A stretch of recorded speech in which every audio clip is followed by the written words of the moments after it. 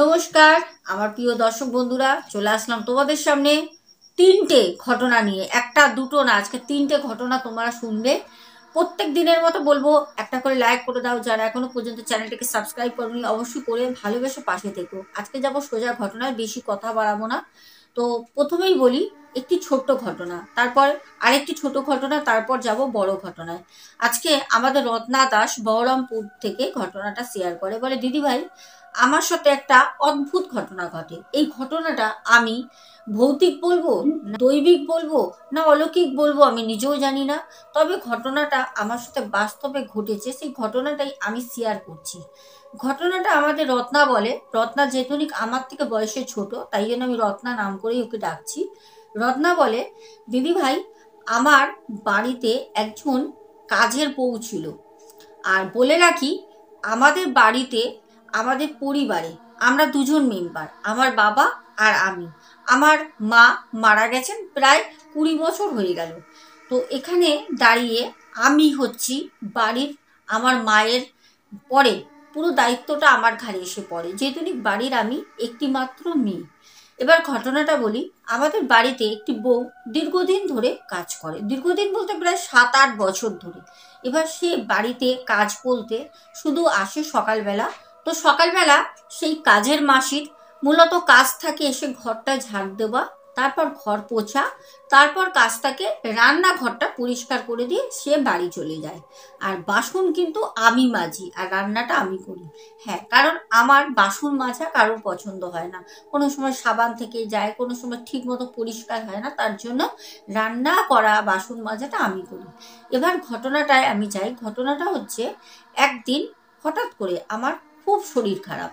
তো প্রায়শই শরীর খারাপ হয়, কিন্তু সেই দিন খুব বেশি বাড়াবাড়ি হওয়ার জন্য আমার যে কাজের মাসি রয়েছে তাকে বলি যে মাসি তুমি একটুখানি সকালবেলা, বেশি কিছু না, একটুখানি কিচেনে গিয়ে ভাত রান্না করে দিয়ে যাও, কারণ বাবার শরীরটা ঠিকঠাক নেই, বাবার তো বয়স হয়েছে। কারণ যদি বাবাকে সেরকম বেশি কিছু আমি সবজি রান্না নাও করে দিতে পারি, কমসে কম আলু সেদ্ধ ভাত বাবাকে তো দিতে পারবো, সেইটুকুনি বাবা খাক। আর যদি বেলার দিকে আমার শরীরটা ভালো লাগে, তাহলে ফ্রিজে সবজি আছে, মাছ আছে, আমি রান্না করে নেবো। তো কাজের মাসি আমাদের বলে রাখি খুবই ভালো, কারণ উনি প্রায় 7-8 বছর ধরে আমাদের বাড়ির বিশ্বাসযোগ্য, আর বিশ্বাসের সহকারে ওনার সততার সাথে উনি কাজ করে আসছেন। সেখানে কাজের মাসি আমাকে বলল যে আচ্ছা ঠিক আছে, আমি বাড়ির কাজগুলো সেরে নিই, যেগুলো আমি প্রত্যেক দিন করি, তারপর আমি রান্নাটা করে দিয়ে যাব। তো সেরকমভাবে আমি কাজের মাসিকে বলে আমি কখন যেন আমার রুমে গিয়ে আমি ঘুমিয়ে পড়ি। এবার ঘটনাটা ঘটে সেটা হচ্ছে, আমার যখন ঘুম ভাঙে তখন দেখলাম ঘড়িতে বাজে দুপুর 1:30। তো আমি তখন উঠে বাবার ঘরে গেলাম, দেখলাম বাবাও ঘুমাচ্ছে, বাবারও শরীরটা খুব একটা ভালো এমনিই যাচ্ছে না কদিন ধরে। বাবাকে বললাম যে ডেকে, বাবা চলো, তুমি স্নান করেছো? বাবা বললো হ্যাঁ, আমি বেলা 12টার পর উঠেছিলাম, উঠে আমি স্নান টান সব করে পুজোটা দিয়ে আবার এসে শুই, একটুখানি বই পড়ছিলাম। তো পড়তে পড়তে কখন চোখটা লেগে যায় মা, দেখলাম তুইও ঘুমাচ্ছিস, শরীরটা ভালো না, আমি তোকে আর ডিস্টার্ব করিনি, আমিও ঘুমিয়ে পড়ি। তা আমি তখন বললাম, কাজের মাসি কখন গেছে তুমি কি কিছু জানো? তখন বাবা বলল যে না, কাজের মাসি তো সকালে আসে, কাজ করে যায়, তুই তো তখন জেগেই থাকিস। আমি বাবাকে বললাম, না বাবা, আমার আজকে শরীরটা ভালো না, আমি শুয়ে পড়েছিলাম, তো কাজের মাসি কি রান্না করে গেছে? আমি বলে ছুটে গেলাম কিচেনে। আমি গিয়ে দেখলাম কাজের মাসি, দেখছি মাছের ঝোল করেছে, বাটা মাছের ঝোল আলু দিয়ে সজনে ডাঁটা দিয়ে। আর দেখলাম ভাত করে রেখেছে আর আলু মাখা। তো আমি বললাম, বাহ, কাজের মাসিকে তো আমি বলেছিলাম শুধু আলু সেদ্ধ ভাত করে যেতে, কাজের মাসি আবার মাছের ঝোলটাও করে গেছে, যাকগে ভালোই হয়েছে। তো আমরা খাওয়া দাওয়াটা কমপ্লিট করি। করার পর কাজের মাসি তো সেই দিনকে আর আসেনি, কারণ কাজের মাসির দিনে একবার করেই কাজ থাকে সকালে। সকালবেলা পরের দিন কাজের মাসি প্রত্যেক দিনের মতো আসি। তখন বললাম যে মাসি, তোমাকে আমি কি বলে ধন্যবাদ জানাবো বলো তো? কালকে তুমি না বলতেই মাছের ঝোলটাও রান্না করে গেছো। তখন কাজের মাসি হট করে না মাথায় হাত দিয়ে আমাকে বলল, কি বলছো রত্না, আমি তো কালকে তাড়াতাড়ি চলে গেছি, আর কালকে তো আমি শুধু তোমার আলু সেদ্ধ ভাতটাই করে গেছি, মাছের ঝোল তো আমি রান্না করিনি। আমি তখন কাজের মাসিকে হেসে বললাম যে তুমি কি আমার সাথে ইয়ার্কি করছো বলো তো? তুমি রান্না যদি না করে যাও তাহলে মাছের ঝোলটা কে করেছে? আর মাছের ঝোল তো আমি তোমাকেই বলেছিলাম যে শরীর ভালো থাকলে আমি উঠে রান্না করবো, আর এ তো না যে আমার বাবা রান্না করবে। কারণ আমার বাবা সত্যি কথা বলতে কিচেনে ঢোকেন না, তা আমার বাবা তো রান্না করার কোনো প্রশ্নই ওঠে না। তো কাজের মাসি আমাকে বললেন যে সত্যি রত্না, তুমি বিশ্বাস করো আমি কিন্তু মাছের ঝোলটা রান্না করিনি। তবে এখানে বলে রাখি, আমার যে কাজের মাসি উনি আজকে 8 বছর ধরে প্রায় লাগাতার আমাদের বাড়ি কাজ করছে। আর উনি যদি রান্নাটা করেও যেতেন তাহলে ওনার মিথ্যে কথা বলার কোনো রকম প্রশ্নই উঠতো না। কাজের মাসি রান্না করে কেন মিথ্যে কথা বলবে? আমরা তো জানি কাজের যারা মাসি হয় তারা বাড়িতে কাজ না করে তারা বলে করে গেছি। তাহলে আমাদের কাজের মাসি কাজ যদি উনি করেই যান রান্নাটুকুনি, তাহলে উনি মিথ্যে কথা কেন বলবেন? কাজের মাসির মুখে আমি শতটা দেখছিলাম যে কাজের মাসি সত্যি কথা বলছে। কাজের মাসি আমাকে বারবার করে বলছে, রত্না বিশ্বাস করো আমি তোমার আলু সেদ্ধ ভাত ছাড়া কোনো রকম রান্না করিনি। তাহলে এখানে প্রশ্ন একটা আজও ভাবি, সেদিন মাছের ঝোল রান্নাটা কে করে গেছিল? এবার আরেকটা কথা বলি, শুধু সেই দিন বলে না, আজকে যদি আমি ভাবি যে রান্নাটা হয়তো কাজের মাসি করে গেছিল অথবা আমার বাবা করেছে, আমি মানলাম, যেটা কিন্তু কোনোভাবেই সম্ভব না। সেটাও যদি আমি মনে করি, তাহলে আমাদের বাড়িতে এরকম প্রায়শই হয়। সেটা হচ্ছে আমাদের বাড়িতে আমি দেখেছি অনেক সময় কাপড় জামা ধোয়ার পর হয়তো তো বালতিতে রেখে দিয়েছি, বাবাকে নিয়ে যেহেতুনিক আমি অনেক ব্যস্ত থাকি, কারণ আমার বাবার শরীর খুবই খারাপ। আর সব থেকে বড় কথা, আমার মাথার উপরে আমার বাবা ছাড়া তো কেউ নেই। তাহলে পরে আমি অনেক সময় লক্ষ্য করি সেই জামা কাপড়গুলো বালতি দিয়ে নিয়ে গিয়ে সেই জামা কাপড়গুলো পরিপাটি করে সুন্দরভাবে একদম ভালোভাবে কিভাবে দড়িতে শুকাতে দেয়, কে দেয় আমি জানি না। তবে আমি প্রসঙ্গে বলে রাখি, হতে পারে যে এই কাজগুলো আমার মাই করে দিয়ে যায়। আর সেদিন রান্নাটা কি আমার মাই করে গেছিল, আর না কোনো দৈবিক শক্তি যে আমাদের বাড়িতে আছে সে এই কাজগুলো করে দিয়ে যায়, আদৌ আমি জানি না। তবে এই অদ্ভুত ঘটনাগুলো কিন্তু আমার বাড়িতে হয়। আর একটা কথা বলি, একদিনের ঘটনা না বললে নয়, সেটা হচ্ছে আমি একদিন ডাল সেদ্ধ করতে বসিয়েছিলাম। ডাল সেদ্ধ করতে বসিয়ে আমি ঘরের কাজ করতে করতে কখন যেন ভুলে যাই যে আমার গ্যাসে ডাল সেদ্ধ দেওয়া রয়েছে। কিন্তু আমার যখন মনে পড়ে তখন কিন্তু ডাল পুড়ে ছাই হয়ে যাবার কথা, কিন্তু আমি এসে দেখি আমার গ্যাসের নবটা অফ করা রয়েছে। এরকম অনেক অনেক ঘটনা ছোটোখাটো আমার বাড়িতে হয়। আমি আদৌ জানি না এটা কে করে, আমার মা না কোনো ভগবান। তো প্রথম ঘটনাটা খুব অদ্ভুত। তবে তোমরাই বলো এই ঘটনাটা অলৌকিক না দৈবিক, তোমরাই কমেন্টসে জানিও। তাহলে চলো আমরা যাব 2 নম্বর ঘটনায়। 2 নম্বর ঘটনাটা আমাদের অনেক দিন আগে আসে। আজকে যে ঘটনাটা বলবো এই ঘটনাটা আমাদের মাছ ধরাকে কেন্দ্র করে। আর মাছ ধরার ঘটনা আমাদের দর্শক বন্ধুদের খুবই ভালো লাগে। আর এই ঘটনাটা আমাদের আসে হচ্ছে নোয়াখালী থেকে, বাংলাদেশ থেকে। নোয়াখালী থেকে আমাদের শেখ মুন্না ভাই, ছোট্ট ভাই, 18 বছর কি 19 বছর বয়স হবে, ভাইটি এই ঘটনাটা শেয়ার করেছিল। শেখ মুন্না ভাই জানায় যে আপু, আমরা বাংলাদেশে থাকি নোয়াখালীতে।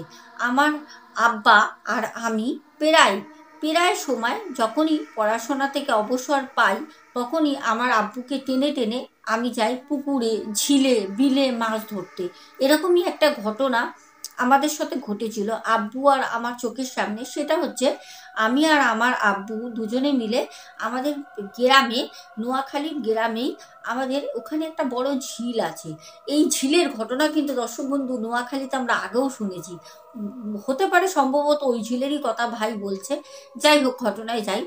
বলে আপু, আমার আব্বাকে আমি নিয়ে ঠিক দুপুরবেলা মাছ ধরতে যাই। আর সেদিনকে এত সুন্দর ওয়েদার, বৃষ্টি হচ্ছে না কিন্তু মেঘলা হয়ে রয়েছে ওয়েদারটা। তো আব্বু রোদ থাকলে একদম বেরোতে চায় না, কেন আব্বু বলে আব্বুর নাকি রোদে বেরোলে গা নাকি চুলকায়, তাই জন্য আব্বু বারবার বলে আমি রোদে বেরোবো না।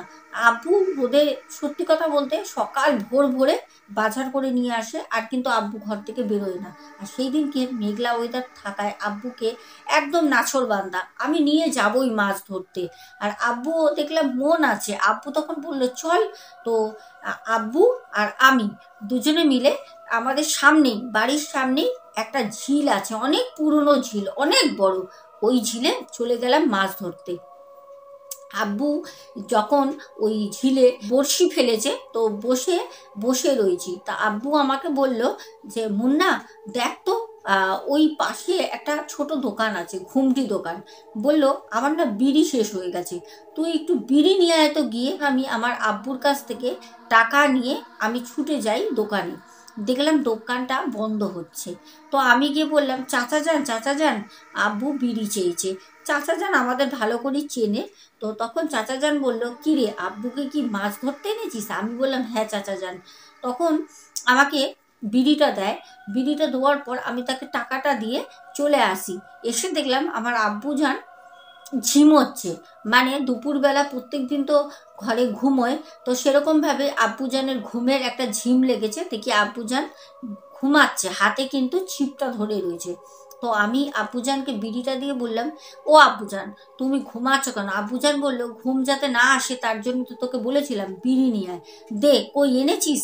তো আব্বুজানকে বিড়িটা হাতে দিই। আব্বুজান বিড়ি ধরিয়ে বিড়ি টানছে, আমি পাশে বসে আছি। আর আব্বুজানকে আমি খুব ফাসলামি করি। আব্বুজানকে আমি বলছি, ও আব্বুজান আমারও না ঝিমঝিম লাগছে।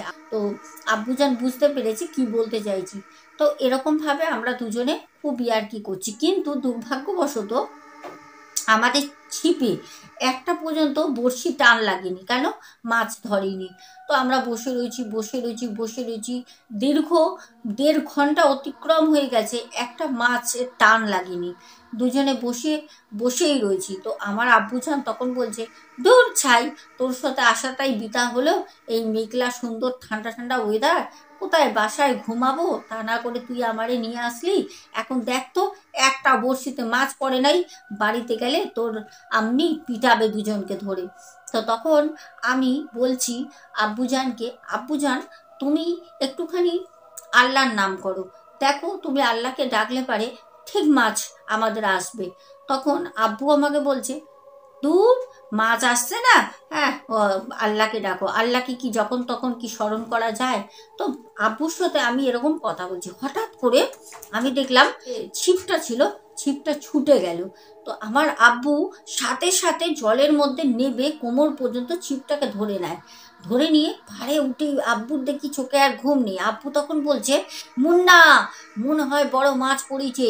তো আমি তখন আব্বুকে বললাম, আব্বু দেখেছো আল্লাহর নাম স্মরণ করতে করতেই দেখো দেখো তোমার বড়শিতে টান লেগেছে। তখন আব্বু বলছে, দাঁড়া পাকামি করিস না তো, তুই আমাকে ধর উপরে তোল। আমি আব্বুর হাত দুটো ধরে ডাঙায় বসাই। তো আব্বু আস্তে আস্তে বসে বসে ছিপটাকে টানছে। তো লক্ষ্য করছি যে একটা মাছ সত্যি সত্যি পড়েছে। তো যাই হোক সেই মাছটাকে খুব কষ্ট করে আব্বু আর আমি দুজনে টেনে টেনে তুলি। যখন আব্বু আমি টেনে তুলি তখন দেখলাম মাছটা লেজের কাছটা একটু খাওয়া। তো আব্বু তখন বলল, ইস মাছটাকে তুলতে তুলতে মনে হয় নিচে কোনো সাবলাতে বাড়ি খেয়ে কেটে গেছে লেজটা। তখন আমার না মাছটা দেখি ঘৃণা লাগছে। আমি অ্যাকচুয়ালি মাছ কিন্তু খুব একটা ভালোবাসি না, তো আমার মাছ ধরাটা শখ। আব্বুজান তখন বলল যে চ আর মাছ ধরার দরকার নেই, এই মাছটাকে নিয়ে বাড়ি যাব, তোর আম্মি দেখে খুব খুশি হবে। আমি তখন আব্বুজানকে বললাম, দূর এ খাওয়া মাছ আমি খাবো না, আর একটা মাছ ধরো না আব্বু। অ্যাকচুয়ালি বিষয়টা হচ্ছে আমাদের মুন্না ভাই বলে যে, আপু আমার আব্বা যেদিন মাছ ধরতে যায় না, আর আমার আব্বা যেদিন মাছ ধরার জন্য সেদিন বেরিয়েছে, মাছ ধরা বা মাছ খাওয়াটা কিন্তু উদ্দেশ্য না। উদ্দেশ্যটা হচ্ছে যে আব্বুর সাথে বাইরে সময় কাটাবো আর গল্প করব, আর যা মাছ পড়ে পড়ে, কারণ আমি মাছ এমনিতেই পছন্দ করি না। সেরকমভাবেই আব্বু আমার কথা মতো বলল, ঠিক আছে তুই একটা কাজ কর, ব্যাগের মধ্যে এই বড় মাছটাকে ঢুকিয়ে রাখ, আর মাছটা তো বাড়ি নিয়ে যেতে যেতে মারা যাবে, আর তুই একটা বড় ওই পাশ থেকে বড় মানে ইট হোক পাথর হোক নিয়ে এসে ব্যাগের মধ্যে চাপান দি, যাতে ও বেরিয়ে না যেতে পারে, ওরকমভাবে চাপান দিয়ে রাখ। আমি সেরকমভাবেই একটা বড় চারি নিয়ে এসে ব্যাগের মধ্যে চাপন দিই। আমার আব্বু আবারও দেখলাম ছিপ ফেলে বসে আছে। এরকম সময় আব্বুর সাথে আমি নানা রকমভাবে গল্প করছি, নানা রকম ইয়ার্কি করছি। এবার আব্বু আর আমি একটা জিনিস খুব ভালো করে লক্ষ্য করছি যে ব্যাগটার মধ্যে যে বড় ওই খাওয়া মাছটা, মানে ল্যাচ খাওয়া মাছটা যে ধরে রেখেছি, আমরা দেখছি আমাদের পাশ থেকে কোনো একটা অদৃশ্য কোনো শক্তি, যাকে দেখতে পাচ্ছি না, আব্বা আমাকে বলছে, হে মুন্না, ব্যাগটা একা একা চলে যাচ্ছে রে। দেখছি যে ব্যাগটা আমাদের যে সামনে রয়েছে, ব্যাগটা না আস্তে আস্তে আস্তে আস্তে দেখছি রাস্তার ধার দিয়ে চলে যাচ্ছে। এবার রাস্তার ধারে কোথায় যাচ্ছে না, ওই যে ঝিল, যেই ঝিলটার সামনে আব্বা আমি বসে আছি মাছ ধরছি, ওই ঝিলের পাশে একটা গভীর জঙ্গল রয়েছে। ওই জঙ্গলে ওই যারা মাছ ধরতে আসে জেলে ভাই, তারা যায় ওখানে পটি করতে, ওই দিকে চলে যাচ্ছে। তখন আমার আব্বু বলছে, এই মুন্না, ব্যাগটাকে গিয়ে ধরে নিয়ে আয়, মাছটা তো চলে যাচ্ছে। কিন্তু বলে রাখি, একটা মাছ কখনোই ওরকমভাবে সোজা রাস্তা দিয়ে কখনোই যেতে পারে না। মাছটা যদি নড়াচড়া করে তাহলে তো লাফাতে লাফাতে মাছটা যাবে, কিন্তু যতদূর বোঝা যাচ্ছে মাছটা কিন্তু ব্যাগের ভিতর মারা গেছে, মানে পানি থেকে তোলার পর। কিন্তু সেই মাছটা পানি থেকে তোলা মাত্র যদি মারা যায়, তাহলে সেই মাছটা এত সমানভাবে রাস্তার ধার দিয়ে কিভাবে যাচ্ছে, দেখে বিশ্বাস হবে না যে মাছটাকে কেউ টেনে নিয়ে যাচ্ছে। কিন্তু বিশ্বাস করতে হচ্ছে চোখে, যেটা আমি আমার আব্বু দুজনে মিলেই দেখছি। এত বড় মাছটা, ব্যাগের চাপনটাও রয়েছে সেরকম সহকারে, কিন্তু আমাদের ওই ব্যাগ সহকারে মাছটা আস্তে আস্তে চলে যাচ্ছে। এই দৃশ্য দেখে আমার আব্বা বলছে, এ মুন্না, মাছটাকে নিয়ে আয়। আমি তখন আমার আব্বাজানকে বললাম, আব্বাজান চলো, আমাদের আর মাছ ধরার দরকার নেই, তুমি পানি থেকে তাড়াতাড়ি ছিপ গোটাও, বাসায় যাব। তখন আমার আব্বুজান কিছু না বলে আমার মুখের দিকে এক দৃষ্টে তাকিয়ে রয়েছে, কোনো রকমে ছিপটা গুটিয়ে আমাকে বলছে, মুন্না তাড়াতাড়ি বাড়ি চল।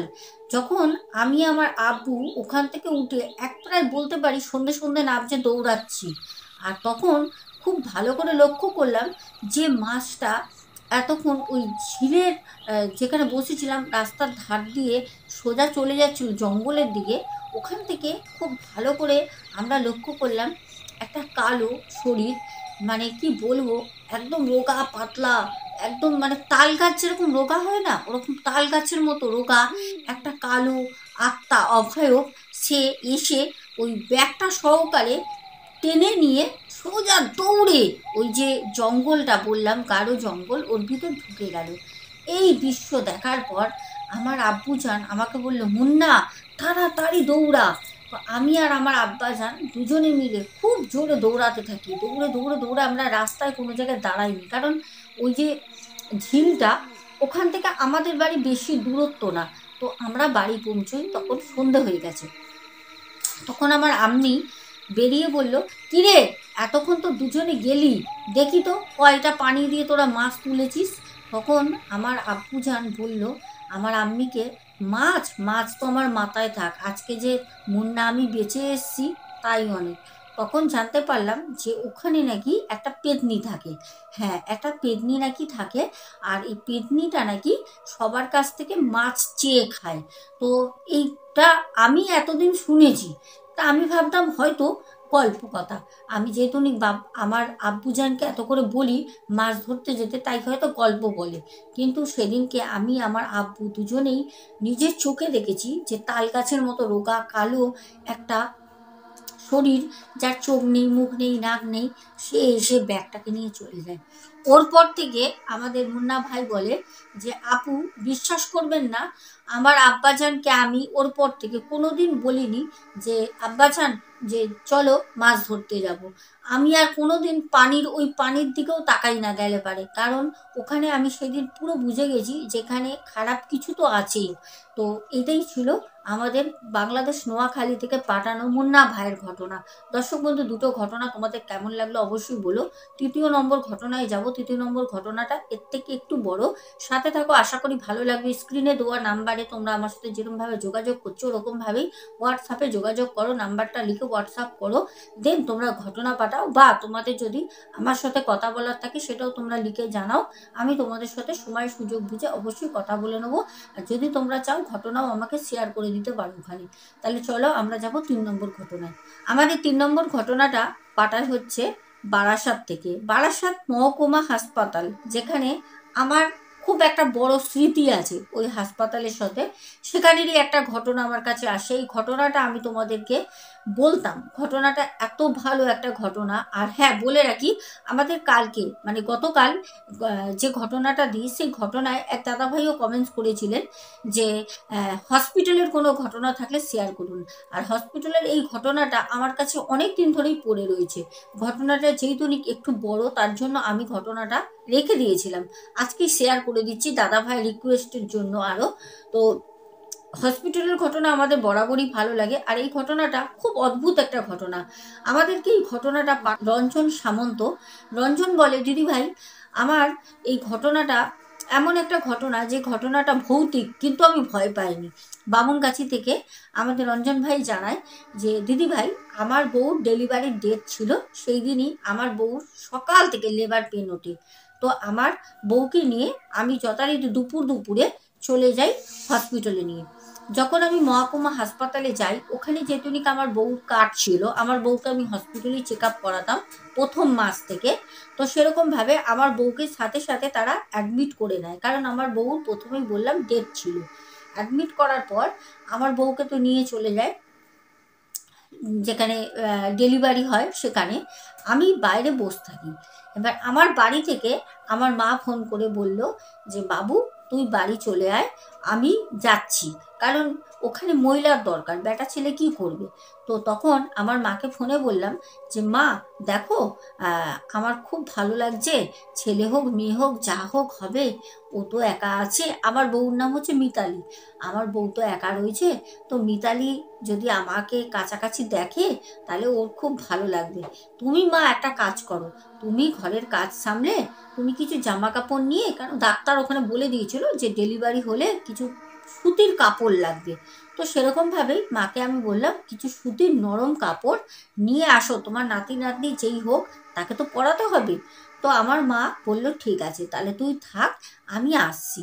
মা ওই 4:10-15 দিকে জামা কাপড় সুন্দর করে গুছিয়ে নিয়ে আসে।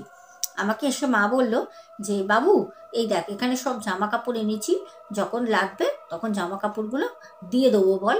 আর বৌমা এখন কোথায়, ওকে কি এখন নিয়ে গেছে যেখানে মানে বাচ্চা ডেলিভারি হয়? তো আমি তখন বললাম যে দেখো মা, আমি তো জানি না, আমি তখন থেকে বসেই আছি, একটা কাজ করি, দাঁড়াও তুমি এখানে জামা কাপড়গুলো নিয়ে বসো, তুমি তো রোদ থেকে আসলে, গরমের সময় ছিল। আমি আমার মাকে বললাম যে আমি একবার হসপিটালে গিয়ে কাউকে জিজ্ঞাসা করে আসি, হসপিটালের গেটে জিজ্ঞাসা করি যে আমার বউ মিতালি সামন্ত ওকে কি নিয়ে গেছে, একবার জিজ্ঞাসা করি। তো আমাকে তখন আমার মা বলল হ্যাঁ বাবু তুই যা, জিজ্ঞাসা করে আয়, আমি এখানে বসি, ভালো করে জিজ্ঞাসা করবি, ওর কোনো অসুবিধা হচ্ছে না তো বৌমার, দেখ বাবা ঠাকুর ঠাকুর করে ভালো মতো বাচ্চাটা হলে নিয়ে বাড়ি যাব। তো সেরকমই কথা মতো আমি সোজা চলে গেলাম হসপিটালের গেটে। আমি গিয়ে যেখানে ডেলিভারি হয় ওখানে একজন গার্ড আছে, ওই গার্ডকে আমি ডাকলাম, ও দাদা দাদা একটু শোনেন না। তো তিনি আসলেন, এসে আমাকে বললেন হ্যাঁ বলুন আপনার পেশেন্ট আছে। তখন আমি বললাম হ্যাঁ আমার বউর নাম হচ্ছে মিতালি সামন্ত, দেখুন না ওর কি ডেলিভারি হয়ে গেছে, ছেলে হয়েছে না মেয়ে হয়েছে। তখন ওই দাদা মানে যে গেটে ছিলেন ওই দাদা তখন বললেন যে ডেলিভারি হয়ে গেলে আপনাদের ডাকা হবে, আপনাদেরকে বাড়ির লোক ডাকা হয়, গার্জেনকে, চিন্তা করবেন না, এখনো পর্যন্ত ডেলিভারি হয়নি, ওনাকে লেবার রুমে নিয়ে যাওয়া হয়নি। তো বললাম ঠিক আছে, তো এসে সেটা মাকে বললাম।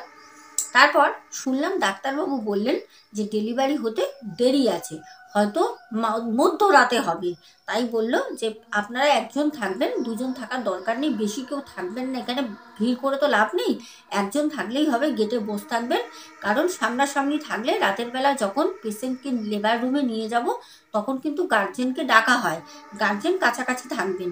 তখন সেরকমভাবে আমার মাকে এসে বললাম, মা ভিতর থেকে ডাক্তারবাবু বললেন যে কাছাকাছি থাকতে, এই রাতের বেলা তোমাকে থাকতে হবে না, তুমি একটা কাজ করো, মেয়ে ছেলে মানুষ দুজনের থেকে তো লাভ নেই, আমি এখন বাড়ি চলে যাচ্ছি, রাতের বেলা আমি 9টার দিকে আসবো, তুমি বাড়ি চলে যাও।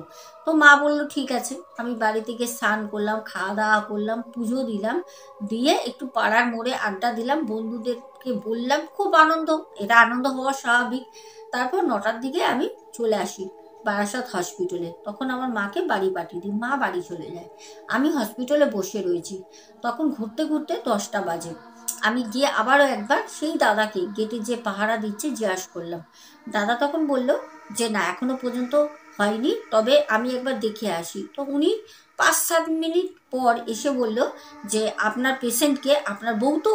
আমি বললাম হ্যাঁ। বললো আপনার বউকে এরপরে লেবার রুমে নিয়ে যাবে, আপনি কিন্তু কোনো জায়গায় যাবেন না, এই গেটেই বসে থাকবেন। তো সেখানে বসার অনেক জায়গা রয়েছে, কিন্তু বসার জায়গা থাকলে কি হবে, সবাই আমার আগে বসে রয়েছে, অনেক মানুষ।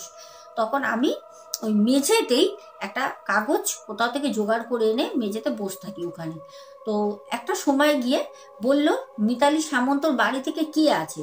তখন আমি ছুটে গিয়ে গেটে বললাম আমি, ঢোকা তো যাবে না কারণ গেট বন্ধ। তো ওখান থেকেই আমার কাছ থেকে যে কাপড়গুলো মা এনেছিল, বললো একটা কাপড় দিন। তো আমি সেরকমভাবে সব ব্যাগ সহকারে দিয়ে দিই। তো উনি নিয়ে চলে যায়। এবার ঘটনাটা ঘটলো সেটা হচ্ছে, যখন রাত 2টো বাজে তখনও পর্যন্ত কোনো খবর নেই। আমি বারবার করে ওই গেটের দাদাকে জিজ্ঞাসা করছি যে ও দাদা, দেখেন না মিতালি সামন্তর হয়েছে, বাচ্চা হয়ে গেছে। তো তখন ওনারা তো বুঝতেই পারে যে এটা একটা আনন্দ সংবাদ, আর এ তো আনন্দ হওয়ারই সময়। তো বারবার করে জিজ্ঞাসা করছি, তখন সেই দাদা আমাকে বললেন যে বাচ্চা হলে আপনি তো বাবা, আপনি আগে জানতে পারবেন, মায়ের পর ডাক্তার, তারপর মানে মা ডাক্তার, তারপরে হচ্ছে যে গার্জেন থাকে সে জানতে পারে, আপনি জানতে পারবেন। কিন্তু হ্যাঁ দাদা, ছেলে হোক মেয়ে হোক আমাকে কিন্তু 100 টাকা দিতে হবে। অ্যাকচুয়ালিও যে গাটে থাকে সে শুধু আমার কাছ দিয়ে বলে না, ওখানে যারা যারা বাচ্চা হবে ওইখানে যারা রয়েছে গার্জেন বাড়ির সবাইকেই কিন্তু উনি বলছে এই যে 100 টাকা দিতে হবে কিন্তু মিষ্টি খাওয়ানো। তো সবাই বলছে 100 কেন, 500 টাকা দেবো যদি ছেলে হয়। কেউ বলছে হ্যাঁ দেবো। অনেকে অনেক রকম মানুষ অনেক রকমের কথা ওখানে বলছে। আমারও খুব খুশি, আনন্দ মনটা। রাত যখন 2টো বাজে ওনার সাথে কথা বলার পর আমি আস্তে আস্তে ওখান থেকে বেরোই, জানি যে ঠিক সময় আমি চলে আসব। তো বেরিয়ে আমি একটু চা খাই, চা খেতে খেতে যখন আমি চাটা হাতে নিয়ে খেতে খেতে হসপিটালের দিকে এগোচ্ছি, তখন একজন লোক আমাকে এসে বলল, বাবা তোমার কাছে 100 টাকা খুচরো হবে? আমি তখন বললাম যে না, আমার কাছে 100 টাকা খুচরো হবে না, কারণ আমার কাছে সব বড় টাকাই ছিল, আমার কাছে খুচরো টাকা ছিল না। তো সে দেখলাম চলে গেল, সে খুব ছোটাছুটি করে যাচ্ছে, মনে হয় কোনো ওষুধ টষুধ আনতে যাচ্ছে এরকম হবে। তো সেখানে আমি আবার এসে বসি। তখন আমাকে ওই ভিতরে যে দাদা ছিল উনি আমাকে এসে বলল, আচ্ছা মিতালি সামন্তর গার্জেন কে আছে? আমি তখন বললাম আমি। তখন বললো কে, এদিকে এসো ভাই। তখন আমি গেলাম, আমাকে বললো তোমার বউ তো, তোমার বউকে নিয়ে গেছে লেবার রুমে, 1 ঘন্টার মধ্যে হয়ে যাবে বাচ্চা, তুমি কিন্তু ভাই 100 টাকা দেবে কিন্তু। আমি বললাম হ্যাঁ হ্যাঁ। তারপর উনি আমার কাছ থেকে বললো সিগারেট বা বিড়ি আছে? আমি তখন বললাম হ্যাঁ আমি বিড়ি খাই, আমার কাছে বিড়ি আছে। বললো দাও। উনি আবার একটা বিড়ি নিয়ে ভিতর দিকে চলে গেল, মানে ভিতর দিকে বাইরে কোনো জায়গা আছে, উনি ওখানে গিয়ে একটু বিড়ি খাবে। উনি তো ওই গেট থেকে বেরোন না, ওখানে পুরো গেট টেনে উনি পাহারা দেয়। এবার ঘটনাটা ঘটলো, যখন আমার বউকে লেবার রুমে নিয়ে যায়, আমি জানি 1 ঘন্টা তো সময় লাগবে আমাকে বলেছে। আমি আবার বেরোলাম বাইরে, আস্তে আস্তে রাস্তার দিকে আসি, এসে দেখলাম 2-3টে দোকান খোলা রয়েছে। আমি ওখান থেকে ডিম পাউরুটি টোস্ট খাই, খেয়ে হসপিটালের গায়ে একটা র্যাক করা রয়েছে বসার, ওখানটা আমি বসে আছি, পুরো ফাঁকা, কেউ নেই, ওখানে বসে রয়েছি। আনুমানিক তখন রাত 2:30-3:45 বাজে, বসে রয়েছি, পুরো হসপিটালটা ফাঁকা, যেখানে যেখানে পেশেন্ট রয়েছে ওয়ার্ডের সামনে ওখানেই কিন্তু পেশেন্টের বাড়ির আত্মীয় স্বজন রয়েছে, এমনি হসপিটাল চত্বর পুরো ফাঁকা, আর আমি যেখানে ওই রকটার মধ্যে বসে রয়েছি ওখানে কেউ নেই। হঠাৎ করে দেখলাম একজন লেংড়ে লেংড়ে একজন বৃদ্ধা মহিলা, আনুমানিক বয়স ওনার 70-72 বছর হবে, লেংড়ে লেংড়ে আমার কাছে আসলো। এসে দেখলাম আমার পাশে বসলো, আমার দিকে বারবার চেয়ে চেয়ে দেখছে, আমিও তাকে চেয়ে চেয়ে দেখছি। তারপর উঠলাম, আমি উঠে গিয়ে একটা জল কিনলাম, জল কিনে নিয়ে এসে আবার ওখানে বসলাম। তখন আমাকে ওই ভদ্রমহিলা বললেন যে, বাবা তুমি পেশেন্টের বাড়ির লোক মনে হচ্ছে। আমি তখন বললাম, হ্যাঁ মাসিমা, আমার বউর বাচ্চা হচ্ছে তো, আমার মাও এসছিল, আমার মাকে বাড়ি পাঠিয়ে দিয়েছি, মার তো বয়স হয়েছে, মা বাড়িতে রান্না বান্না করুক, আর আমার বউর দেখি ছেলে হয় কি মেয়ে হয়, খুব আনন্দ হচ্ছে মনটা, আমি বাবা হয়ে যাব। ও আমার বউকে নিয়ে গেছে, এখন ওকে নিয়ে গেছে, ওর মনে হয় ডেলিভারি হচ্ছে। তো তখন বৃদ্ধা মহিলা বলল, ও আচ্ছা, খুব ভালো বাবা, তুমি বাবা হবে, খুব ভালো, তোমার বউ মা হবে, তোমার মা দিদিমা, তোমার মা ঠাকুমা হবে, খুব ভালো, পরিবারটা বাড়ছে, বলো বাবা। আমি তখন বললাম, হ্যাঁ। অনেক কথা ওনার সাথে বসে বসে আমি বলছি, অনবরত কথা বলার পর আমার মনে হলো, ইস, ওনাকেও তো কিছু জিজ্ঞাসা করা দরকার। তখন ওই ভদ্রমহিলাকে বললাম, আচ্ছা মাসিমা, আপনি এখানে, আপনার বাড়ি কি কেউ আছে নাকি এখানে? তখন বলল, হ্যাঁ বাবা, আমি এখানে অনেক দিন ধরেই আসা যাওয়া করি, আসলে শরীরটা খারাপ তো, আর আমার পেশেন্ট বলতে ওই যে আর কি বলবো। তো বলার পর আমার মনে এত আনন্দ, তখন আমি আর তার বেশি কিছু খুঁজিয়ে তাকে জিজ্ঞাসা করছি না। তো এই কথা বলতে বলতে কখন যে ঘড়িতে 4টে বেজে গেছে আমি টেরও পাইনি। যখন ভোরের আলো বেরোবে হালকা হালকা, তো মানে পাখি উড়ছে, তো আমি তখন ওই মাসিমাকে বললাম, মাসিমা, অনেকটা সময় হয়ে গেল আপনার সাথে কথা বলতে বলতে, দেখি গিয়ে সুসংবাদটা, আপনি এখানে বসুন, আমি আসবো, আসার পর আপনার সাথে কথা বলবো, ছেলে মেয়ে কি হলো দেখি। তখন মাসিমা আমাকে বলল, যাও বাবা যাও, খুব আনন্দ করে যাও, আর হ্যাঁ অবশ্যই কিন্তু ছেলে মেয়ে কি হলো আমাকে কিন্তু জানিও, আমি কিন্তু এইখানেই তোমার জন্য অপেক্ষা করব। আমি তখন বললাম, আচ্ছা মাসিমা, আমি যাই যাই করে আমি ওখান দিয়ে খুব আনন্দে ছুটতে ছুটতে চলে যাই যেখানে হসপিটালের গেট, ওখানে মানে যেখানে আমার বউ ভর্তি আছে। যেতে দেখলাম ওই দাদা বসে রয়েছে, আমি ওই দাদা দেখলাম আমার দিকে দেখলো, আমি দাদার কাছে আস্তে আস্তে গিয়ে একটা মনে কিন্তু ভয় ভয় লাগছে যে কি হলো কি হলো, ভয়ে আর তার থেকে বেশি আনন্দ। গিয়ে আমি ওই দাদাকে জিজ্ঞাসা করি, ও দাদা, আমার বউ ডেলিভারি হয়েছে? বললো, দাঁড়াও আমি দেখে আসি, অনেকক্ষণ তো হলো, মনে হয় তো হয়ে গেছে। তো যাই হোক, দাদা দেখলাম ঘুরে আসছে, আর দাদার মুখটা দেখে আমার না বুকের ভিতরটা ধরপড় ধরপড় করছে। ওই যে সিচুয়েশান, যাদের এরকম হয়েছে তারাই জানি। তখন ওই দাদা এসে বললো, এই 100 টাকা নেবো না, 500 টাকা দাও, ছেলে হয়েছে। আমি শুনে তখন ইয়া করে ওখানে খুব আনন্দ করছি, আর যারা ওখানে আরও পেশেন্টের পরিবার রয়েছে তারা তখন বলছে, ও ভাই, তুমি তো ছেলের বাপ হয়ে গেলে, মিষ্টি আমাদেরও খাওয়াও, যাও একটু পরে মিষ্টি নিয়ে আসবে, যদি মিষ্টির দোকান খোলা না থাকে লাড্ডু খাওয়াতে হবে, কিন্তু চা খাওয়াতে হবে। সবাই মানে ওখানে ওরকম আনন্দ করছে, সবাই বলছে। আমি তখন পকেট থেকে 500 টাকা বের করে ওই দাদাকে খবরটা দেওয়ার জন্য দিয়ে দিই। দেওয়ার পর আমার মাকে ফোন করি, মা দেখলাম ঘুমাচ্ছিল। তারপর যাই হোক এক ফোনেই মা ফোনটা তোলে, মাও সকাল সকাল চলে আসে, 6টা না বাজতে বাজতে মা চলে আসে। তো মাও খুব খুশি, মা ছেলে হয়েছে। এবার ছেলের মুখ দেখলাম, তখন ডাক্তারবাবু বলল যে একটা দিন রাখতে হবে, আজকের দিনটা থাকবে নর্মালি, বেবি হয়েছে, বেবি সুস্থ, মাও সুস্থ, কিন্তু আমরা আজকে একটা প্রসেসিং থাকে তো রুলস, আজকে থাকবে, কালকে আপনারা পেশেন্টকে নিয়ে যাবেন। বললাম ঠিক আছে।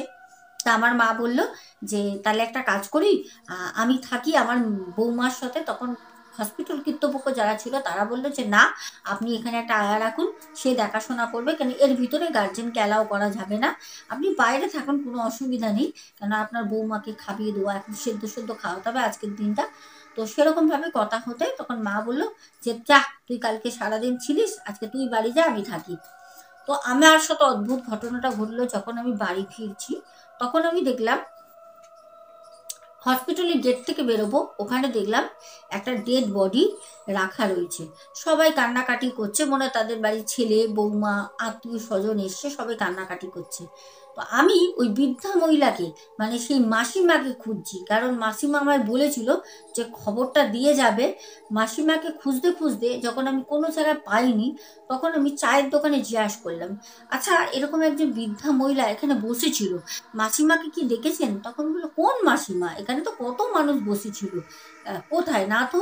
যাই হোক, বলতে বলতে একটা ঝলক কোথাও গিয়ে আমার চোখ পড়ে ওই মৃত মানুষটার দিকে। যখন তাকালাম তখন দেখলাম যে বৃদ্ধ মহিলা, যে মাসিমা, আমার গা কাটা দিচ্ছে বলছি, যে মাসিমা আমার সাথে ভোর রাতে এত গল্প করলো, সেই মাসিমা ওখানে মৃত অবস্থায় তার ডেড বডিটা পড়ে আছে। আমি দেখা মাত্র না আমার শরীর থেকে না ঘাম বেরিয়ে গেল, এত কষ্ট হচ্ছে। ওই মাসিমার সাথে এত কথা বললাম, মাসিমাকে আমি খবরটা দিতে পারবো না, মাসিমা আমার ছেলে হয়েছে, এত কষ্ট হচ্ছে সাথে। আর শরীরটা না পুরো অবশ হয়ে গেল, কোথায় আনন্দ, আনন্দটা পুরো হারিয়ে গেল। এত কষ্ট হচ্ছে, যেই মানুষটা এত গল্প করলো, কি ভালো কথাবার্তা ওনার। আমি না চলে যাচ্ছিলাম বাড়ি, যেতে গিয়ে আমি না একবার যাই, শেষ দেখা, মাসিমা এত কথা বললো। আমি গিয়ে দেখলাম ওনার পা দুটো জড়িয়ে একটি ছেলে খুব কান্না করছে। আমি গিয়ে ছেলেটার পিঠে হাত দিয়ে বললাম, ভাই তোমার মা হয়? বলছে, হ্যাঁ দাদা আমার মা মারা গেছে, কালকে মাকে অ্যাডমিট করেছিলাম, কালকে সন্ধেবেলা মা মারা গেছে, আমরা এসে উঠতে পারিনি। আমি বললাম, কি সন্ধেবেলা মারা গেছে?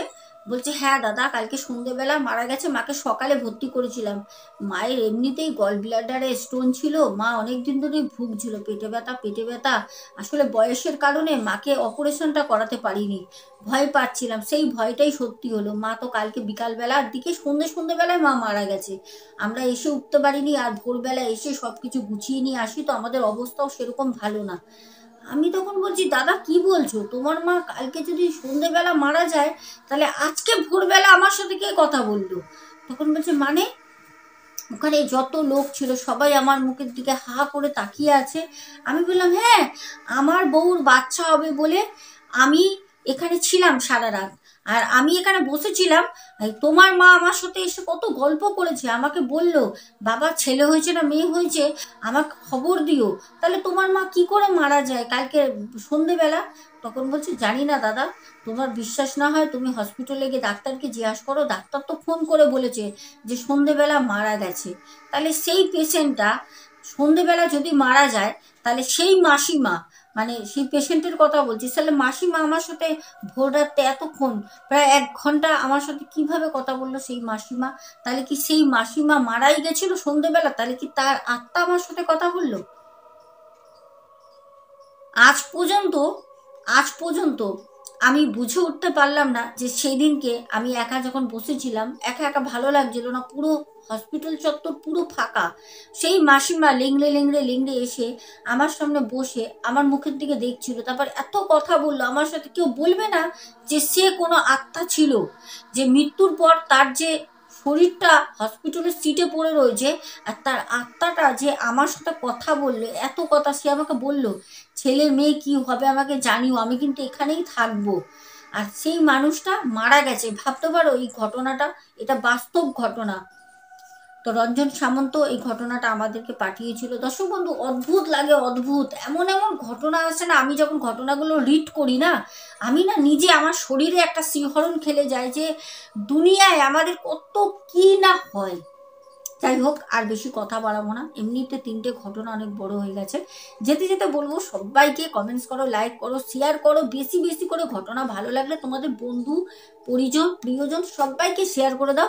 আর তোমাদের সাথে যদি সত্য ঘটনা ঘটে থাকে, আমাকে ওই নাম্বার, যে নাম্বারটা তোমরা দেখছো, নাম্বারে আমাকে তোমরা হোয়াটসঅ্যাপে জয়েন করো, দেন ওখানে ডিএম করো, ভয়েস মেসেজ পাঠাও, ঘটনা শেয়ার করে দাও, ঠিক আছে? তোমাদের কাছ দিয়ে আমি ঘটনা চাই, ঘটনা আমাকে পাঠাও, এরকম সুন্দর সুন্দর লোমহর্ষক ঘটনা। আজকে আসবো, যেতে যেতে বলবো, ডিসক্রিপশন বক্সে ইমেলটা পিন করা থাকে, চাইলে মেল করতে পারো। আর সোনাবর্ষা 14 হচ্ছে আমার ইনস্টা আইডি, চাইলে ওখানেও তোমরা আমাকে যোগাযোগ করতে পারো। আজকের মতো টাটা, গুড নাইট, সবাই খুব ভালো থেকো, চলো।